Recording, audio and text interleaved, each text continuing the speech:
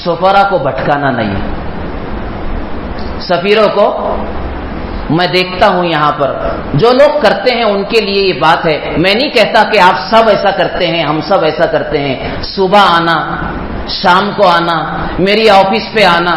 मेरे भाइयों, वो जो लोग सफरा हमारे शहर में आते हैं, आपको पता होना चाहिए वो वक्तों का शेखुल हदीस भी होता है, वो उस्ताद हदीस होता है, वो उस्ताद तफसीर भी होता है, वो अपने इलाके का आलिम रब्बानी होता है, वो अपने इलाके का मर्जा होता है, उसके सीने में कुरान और हदीस का गहरा इल्म होता है। वो अपने लिए सवाल करने नहीं आता है, वो उम्मत के नौनिहालों की तकदीर को पलटने के लिए, उनकी तालीम और तरबियत के लिए और अपने इलाके के बच्चों को कुफ्र से बचाने के लिए, इर्तिदाद से बचाने के लिए, गलत नजरियात से बचाने के लिए वो मिल्लत के बच्चों के तालीम और तरबियत के हवाले से हमारी दहलीज पर आता है, हमारी शॉप पर आता है, हमारे कारखानों के चक्कर लगाता है, हमारे घरों को दस्तक देता है। वो अपनी जात का सवाल नहीं करता मेरे भाइयों, वो आता है कौम और मिल्लत के बच्चों के लिए जिनकी बुनियाद पर ये मदारिस चलते हैं।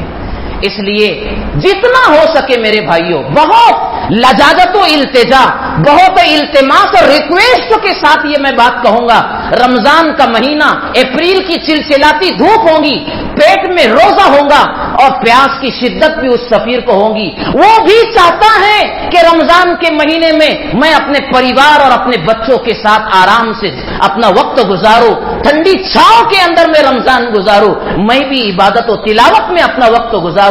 लेकिन क्या करे, तकदीर का हिस्सा है, अल्लाह ने उसके लिए ऐसा मुकद्दर किया है कि 11 महीना तो उसको महीने उसे अपने मदरसों में पढ़ा करके फिर 1 महीना बच्चों के लिए निकलना होता है। मदारिस के मालियात का निजाम, मदारिस के मालियात का निजाम इस महीने पर बड़ी मिकदार में मुनहसिर होता है। इसलिए आसानी के साथ हम अपने सफरा को एक मर्तबा बुला करके अपनी रकम उनके हवाले कर दे। ये उनका एहसान है कि वो चल करके आते हैं, हमारा उन पर एहसान नहीं है।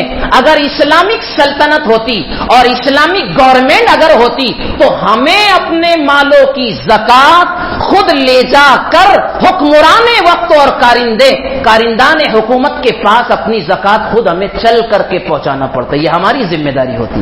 लेकिन वो आते हैं चलकर, इसलिए नरमी का मामला उनके साथ भी किया जाए, उनको टहलाया ना जाए, जो देना है उन्हें दे दिया जाए और तौहीन तो किसी की ना की जाए, तौहीन तो किसी की ना की जाए।